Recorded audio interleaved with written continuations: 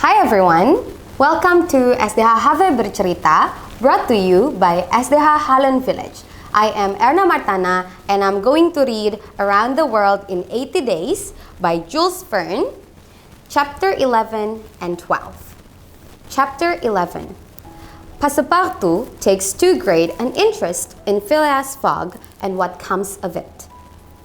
Passepartout walked around Hongkong with his hands in his pockets. The port had ships from all around the world: England, France, the Americas, Holland, Japan, and China. When he reached the dock where he was to book the cabins on the Carnatic, he saw Fix there. He was not surprised. The detective himself did not look happy. His warrant still had not arrived. "Well, well, Fix," Passepartout said. "Have you decided to join us on our journey to America?" "Yes," Fix said through gritted teeth. "Good," Passepartout said. "I knew you would end up with us. Come, let's book our cabins." The men went into the steamer office where the clerk told them that the ship was now fixed. It would be leaving that evening instead of tomorrow morning. "Wonderful," Passepartout said. "I'll go tell the monsieur. He'll be very pleased." Fix decided that now was the right time to tell Passepartout everything. He knew it was the only way to keep Phileas Fogg in Hong Kong until the warrant arrived. He asked the butler if he wanted to share a meal with him, and the two went into a small restaurant near the wharf. Once inside, the men found themselves in a large room filled with comfortable chairs and lots of cushions. They chatted for a while over dinner. When Passepartout finished his meal, he got up to leave. "Wait," Fix said. "I have something else I want to talk to you about." "It shall have to wait. I must tell monsieur about the steamer leaving early." "Stay. What I have to say concerns Mr. Fogg." Fix placed his hand on Passepartout's arm and said quietly, "You've guessed who I am?" Passepartout smiled. "I have indeed." "Then you must know that my job involves a lot of money," Fix said. "I'm willing to give you some if you'll keep Mr. Fogg in Hong Kong. Don't tell him about the ship." "Not tell him? That's going too far, sir. I thought the members of the Reform Club were honest men." Fix looked at Passepartout strangely for a moment. "Who do you think I am?" "Why, you're a spy sent to follow us and make sure that Phileas makes an honest trip around the world. Maybe you've also been sent to interfere, but I won't let that happen," Passepartout said. "I haven't said anything to the monsieur yet, though." "So he knows nothing?" Fix said. "Oh, just a moment. I'll get us some cocoa." Fix got up and left the table. On his way to ask for the cocoa, he stopped to speak to a man in a dark corner of the room. Fix had asked this man to accompany him to the restaurant. He was an associate of the police department in Hong Kong. He knew he had to do something. Phileas could not leave Hong Kong. Fix returned to the table with 2 mugs of cocoa. "Passepartout," Fix began, "I am afraid you are mistaken. I am not a member of the Reform Club. I am a detective from London. Your master is a robber. He has stolen a great deal of money from the Bank of England, and I've been sent to get it back. You must help me keep him in Hong Kong until I can arrest him." Passepartout's mouth dropped wide open. "A robber?" he said. "He is not a robber. He is the most honorable of all men." Fix told Passepartout that the description of the robber perfectly matched Phileas Fogg. The robber was a gentleman, just like Phileas Fogg. The robber had access to a lot of money, just like Phileas. He was of the right height and build too. Everything added up. Fix reminded the butler how little he knew about his boss.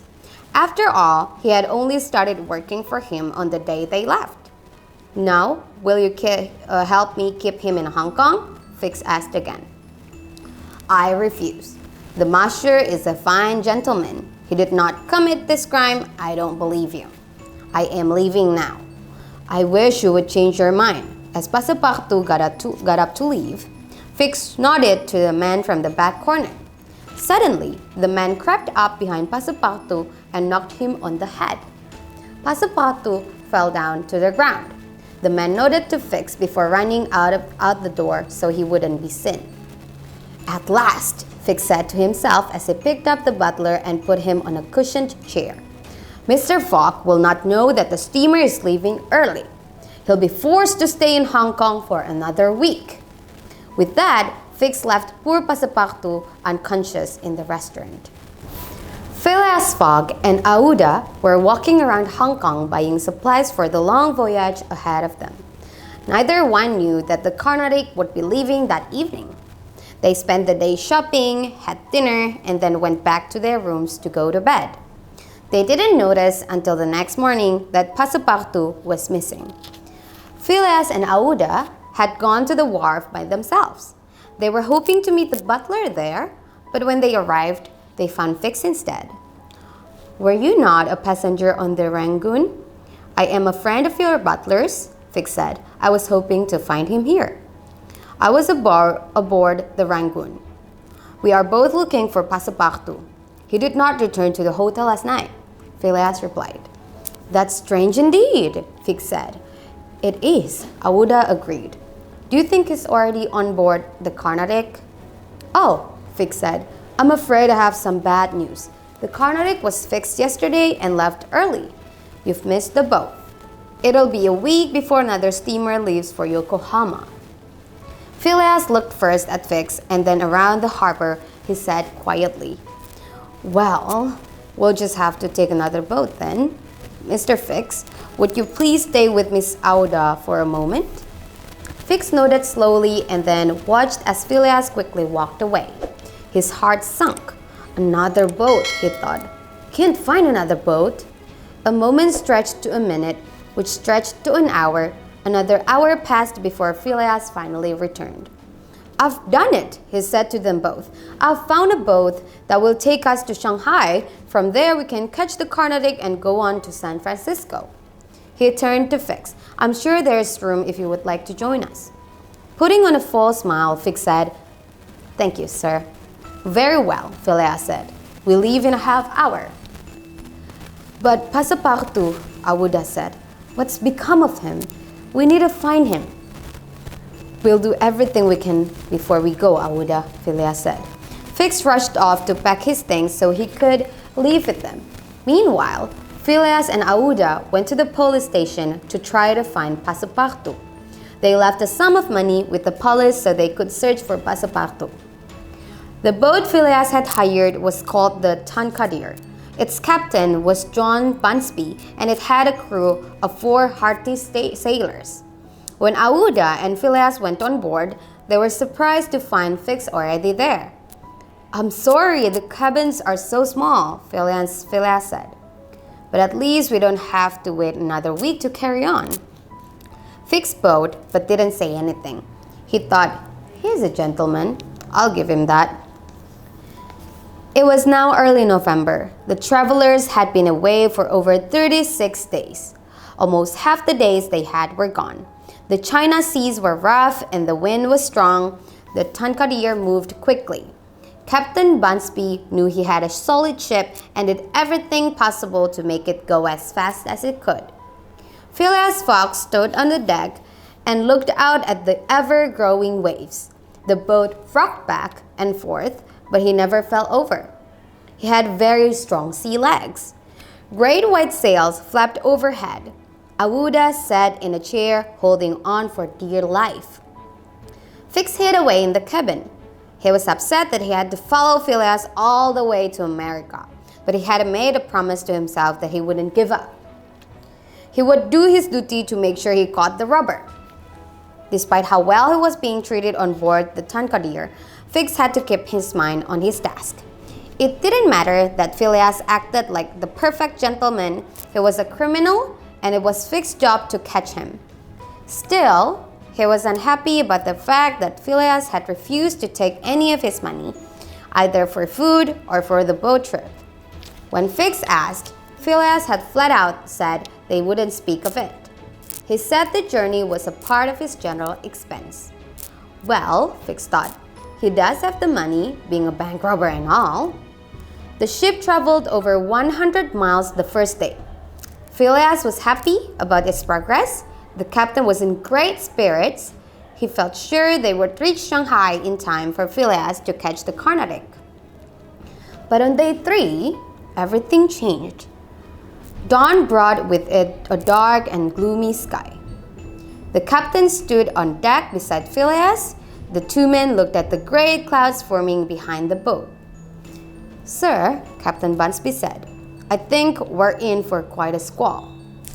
"I think so too," Phileas said, "but the wind is blowing in the right direction to help us move forward." The captain looked at his passenger. "So you wish for us to continue on this course?" "Absolutely," Phileas said. The captain took a good look at Phileas Fogg and calmly noted that he was, in fact, serious. The boat rolled and shook. It kept its course for Shanghai, even though it might have been safer to slow the boat down and stop at an earlier port. Day turned to night and then night back to day as the storm raged around them. There was not another boat in sight. The Tankadere was alone on the seas. By noon on the second day, the storm finally slowed. They had but 6 hours to reach their destination or risk missing the steamer. All of a sudden, the wind died completely. How the skilled hands of Bunsby and his crew kept the boat moving was a completely mystery to Phileas and his companions. But move on they did. They were a mere 3 miles from Shanghai when Phileas saw a long black funnel of steam ahead. It was the Carnatic leaving for Yokohama, where it would stop before heading to San Francisco. "Signal her," Phileas Fogg said. A small brass cannon sat on deck of the Tankadere. It was supposed to be used for distress calls. The sailors loaded it up and lit the back. "Fire!" Phileas shouted. The moving of the little cannon echoed in the air. The cannon caught the attention of the steamer, which in turn changed the course to meet the Tankadere. Phileas Fogg and Aouda were able to board the Carnatic and were back on the right course. Fix couldn't believe their luck. Chapter 12. Passepartout travels on alone and grows a very long nose. The Carnatic left Hong Kong right on time, but with 2 empty rooms. Ones that should have held Phileas Fogg and Aouda. The next day, a bleary-eyed passenger with wild and crazy hair stumbled out of his cabin and made his way up on deck. It was Passepartout. 3 hours after Fix had left him in that awful restaurant, he had woken up still dizzy. From the knock to his head, he called out, "The Carnatic! The Carnatic!" as if he knew where he had to be. Barely able to stand, he pulled himself up and stumbled along to the ship. He fell on the deck just as it was leaving. 2 members of the crew had felt sorry for him and carried him to his cabin. When Passepartout woke up, it was the middle of the next day. "What will Mr. Fox say when he sees me this way?" he worried. "What in the world happened to me? At least I have made the boat." Passepartout got up and started to explore the ship, but he didn't see anyone who looked like either Phileas Fogg or Aouda. He went into the dining room to see if he could find either of them, but they were not there. Finally, Passepartout asked the ship's mate if he knew where he could find Phileas Fogg. "There's no one by that name on board, sir," the mate replied. "Am I on the Carnatic?" Passepartout asked. "Yes." "On the way to Yokohama?" "Yes." Passepartout fell into a seat as if struck by lightning. It was all coming back to him now. The monsieur must have missed the boat. Now Passepartout was on his way to Japan without a penny in his pocket. The trip was to take 5 or 6 days, so at least Passepartout had some time to figure out what to do. When the boat docked in Yokohama, Passepartout stepped slowly off the ship and onto the shore. He had nothing but fate to guide him as he walked the streets of the Japanese city. First, he explored the European section of town. There, he found many merchants selling their goods. Next, he visited the French and the English consulates to see if they had heard any word from Phileas Fogg. With no luck there, he continued to explore the city. What shall I do for food? He asked himself as he walked through the crowded streets. He looked into the windows of rich and curious shops. He saw tea houses and wished he had the money to sit down in one. Passepartout stayed hungry for much of that first day and night as he strolled around the city. He walked and walked. He never rested, not even when it turned to night. By the next morning, poor Passepartout knew he needed to eat soon. He could sell his watch, but it was very special to him. He didn't really want to part with it. After much thought, he decided to try and sing for his supper. But I am too well dressed for street singing, he thought. I know, I'll trade my clothes for something more Japanese. He came out of the clothing dealer with a few pieces of silver in his hand and a brand new Japanese costume. He wore a long coat and a one-sided turban. I can't pretend I'm in a carnival, he thought. Passepartout entered the first tea house he came upon. Once he sat down, he ordered some rice with chicken and ate it very quickly. During his meal, he thought that maybe he could find a job on a steamer bound for America instead of singing for food or money. He thought, that way I have at least the hope of finding the monsieur. Passepartout walked back down toward the wharf. How will I find a job? Who will let me on board dressed as I am? These and other questions were rolling around his head when he came upon a clown carrying a large billboard. It said, Acrobatic Troupe, presented by the Honorable William Bartolcar. Don't miss the last show of the Long Noses. We are heading to America. Going to America, Passepartout said. That's exactly what I need. He followed the clown back into the heart of the city. 15 minutes later, Passepartout stopped in front of a large cabin decorated with streamers and painted to show a scene of jugglers. Passepartout went inside and asked for Mr. Bartolcar, who came right out. What do you want? He asked the butler. I am a gymnast, a singer, and a performer, sir. Do you have any need of my skills? Passepartout asked. You are a Frenchman? Mr. Bartolcar asked. Yes, I am from Paris, but I have been living in England for so many years. Now I would like to see America, Passepartout said. Are you strong? Mr. Bartolcar asked. Can you sing standing on your head with the top spinning on your left foot and a sword balanced on your right? Passepartout replied. I think so. He remembered how nimble he used to be in his younger days. In fact, he used to be an acrobat. Well, that's good enough for me.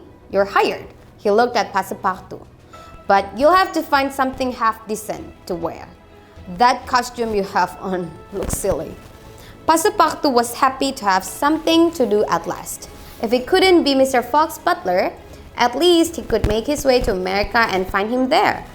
It was decided that he would become a long nose.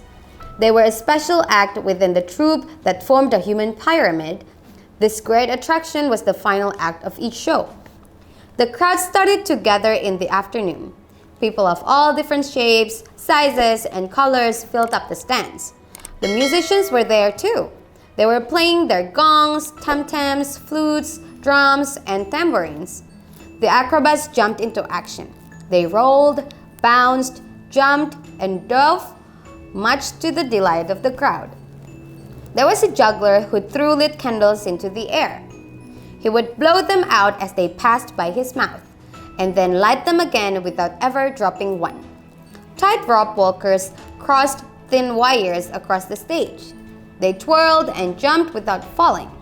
The main attraction, though, was the long noses.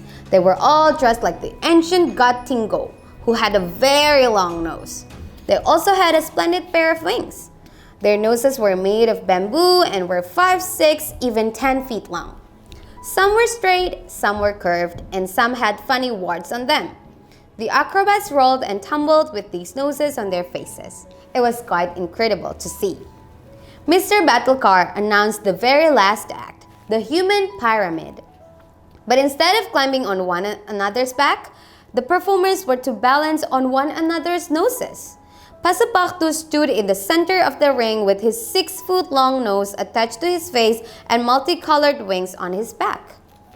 At least I'll be able to have some supper, he thought as he climbed atop a nose and did his best to balance. But then, as quickly as they formed the pyramid, they all tumbled to the ground. Noses came crashing down all around. Passepartout exclaimed, "My Monsieur, you're here!" It was true. Phileas Fogg was sitting in the audience.